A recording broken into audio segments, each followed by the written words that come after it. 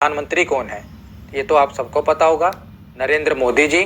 और ये भारत के 15वें प्रधानमंत्री हैं। तो आपको ये तो पता होगा कि भारत के प्रधानमंत्री कौन है, पर कौन से नंबर के प्रधानमंत्री हैं ये भी पता होना चाहिए, क्योंकि आजकल एग्जाम में ये भी पूछ लिया जाता है कि बताइए भारत के वर्तमान प्रधानमंत्री कौन से नंबर के प्रधानमंत्री हैं। तो ये 15वें नंबर के प्रधानमंत्री हैं। तो प्रधानमंत्री के बाद है राष्ट्रपति। तो आपको पता होगा कि अभी भारत की नई राष्ट्रपति बनी है कौन? द्रौपदी मुर्मू जी। इससे पहले भारत के 14वें राष्ट्रपति थे रामनाथ कोविंद जी, पर वर्तमान में भारत की 15वीं राष्ट्रपति बनी है द्रौपदी मुर्मू जी, याद रखिएगा। उसके बाद है उपराष्ट्रपति। तो वर्तमान में भारत के उपराष्ट्रपति कौन है? जगदीप धनखड़। इससे पहले वेंकैया नायडू जी थे, पर अब वर्तमान में है जगदीप धनखड़। तो जगदीप धनखड़ भारत के 14वें उपराष्ट्रपति हैं और द्रौपदी मुर्मू जी भारत की 15वीं राष्ट्रपति हैं और प्रधानमंत्री नरेंद्र मोदी जी भी भारत के 15वें प्रधानमंत्री हैं। तो ये नंबर भी आप याद रखिएगा। उसके बाद आगे चलते हैं और अगले दो महत्वपूर्ण पद देखते हैं। तो अगला पद है मुख्य न्यायाधीश का और उसके बाद है राष्ट्रीय सुरक्षा सलाहकार। तो सबसे पहले देखते हैं मुख्य न्यायाधीश यानी कि चीफ जस्टिस ऑफ इंडिया। तो ये भी अभी नए बने हैं। तो चीफ जस्टिस ऑफ इंडिया कौन है? धनंजय यशवंत चंद्रचूड़। तो ये भारत के 50वें मुख्य न्यायाधीश बने हैं। इनका नाम है धनंजय यशवंत चंद्रचूड़। और राष्ट्रीय सुरक्षा सलाहकार कौन है? तो भारत के नेशनल सिक्योरिटी एडवाइजर हैं अजीत डोभाल। दोनों नाम याद रखिएगा।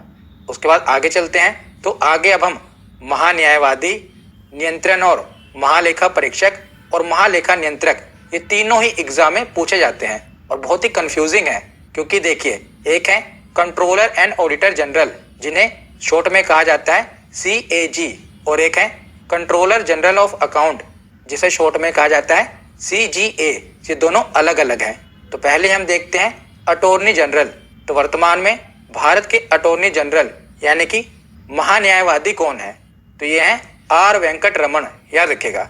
इनका नाम है R वेंकट रमन और ये भारत के वर्तमान में अटॉर्नी जनरल हैं। उसके बाद है नियंत्रण और महालेखा परीक्षक यानी कि controller and auditor general, short में कहते हैं CAG।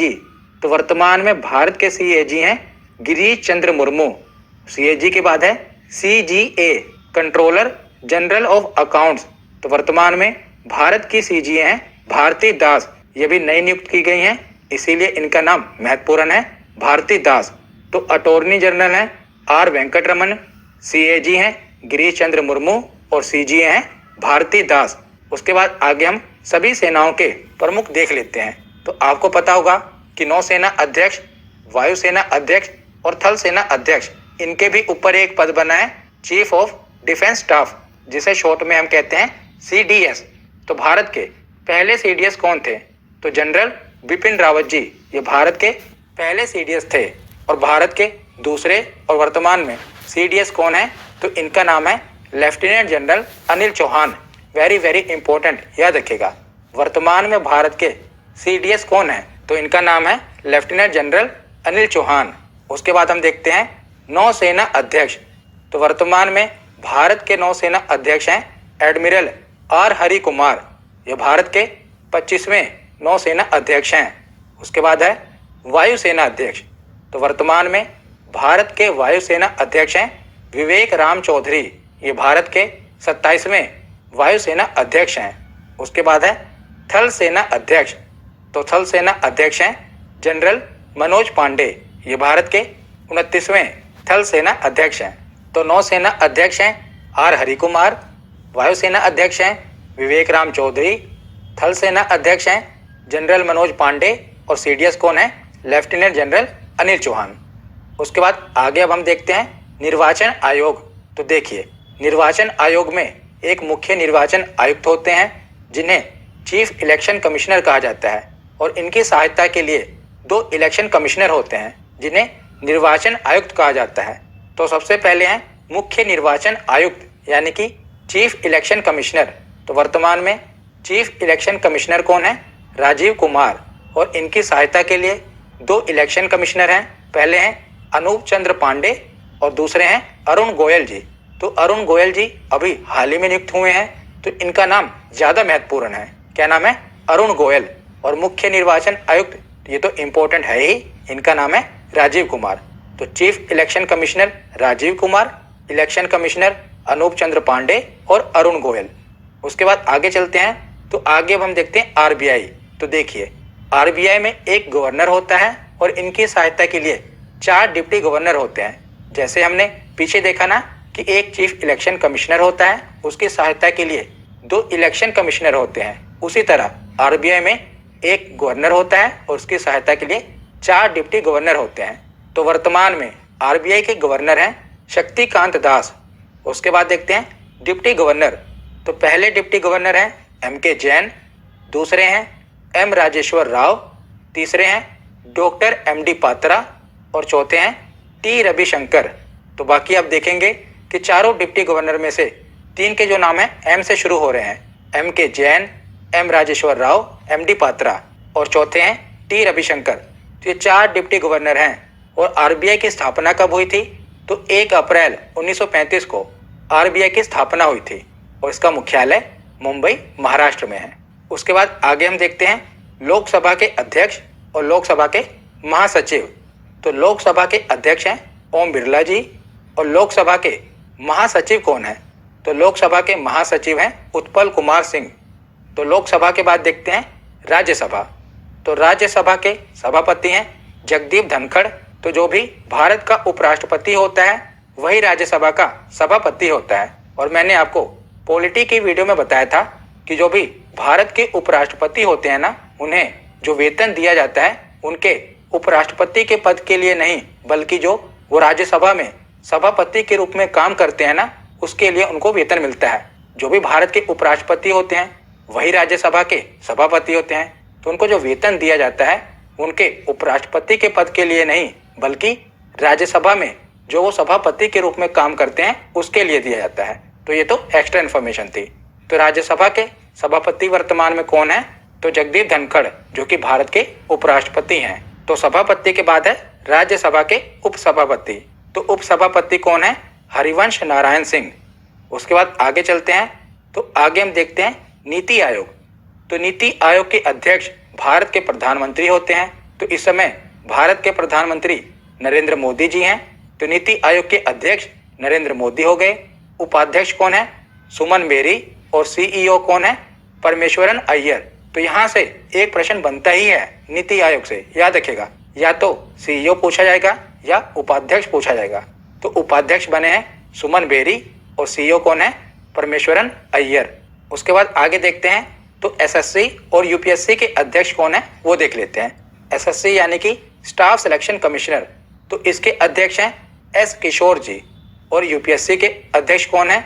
यूपीएससी यानी कि यूनियन पब्लिक सर्विस कमीशन, तो इसके अध्यक्ष हैं मनोज सोनी।